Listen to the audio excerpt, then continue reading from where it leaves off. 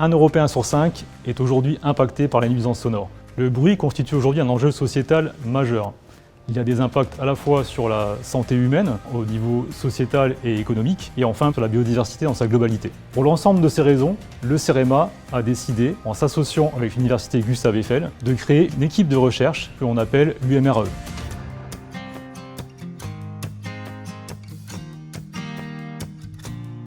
L'équipe de l'UMRAE, c'est près d'une quarantaine d'agents, de chercheurs, d'ingénieurs et de doctorants, post-doctorants. Donc la plus grande équipe de recherche à l'échelle européenne en acoustique environnementale. Et elle travaille à la fois sur les matériaux et sur les infrastructures.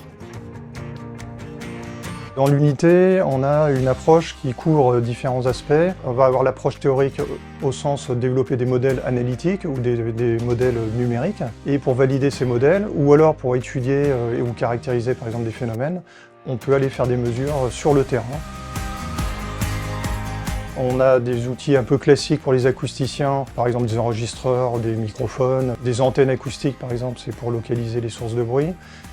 Mais parallèlement à ça, on peut être amené par exemple à mesurer des paramètres météo. Donc on est équipé de pas mal de matériel pour la caractérisation de l'atmosphère, le vent, la température à différentes hauteurs. Par exemple, on a un lidar qui avait été cofinancé par l'Institut Carnot Climadapt. Ensuite, on a aussi des grands équipements tels qu'une salle anéchoïque. On a également des bancs de mesure particuliers, par exemple des bancs de mesure de bruit de roulement. Et on est également équipé d'un laboratoire pour la caractérisation acoustique des matériaux.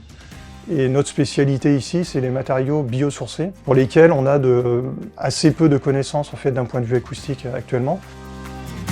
Au sein de l'unité, donc, on a une volonté forte de transférer nos résultats, nos connaissances et nos outils au sein de la société, que ce soit à destination par exemple des chercheurs, des bureaux d'études ou auprès du grand public, au travers d'outils numériques en accès libre par exemple sur Internet. Les travaux de l'UMRAE se destinent d'une part aux collectivités, d'autre part aux entreprises, aux bureaux d'études. Donc si vous avez un intérêt à développer un outil ou à étudier un sujet complexe en acoustique, n'hésitez pas à nous contacter pour un partenariat.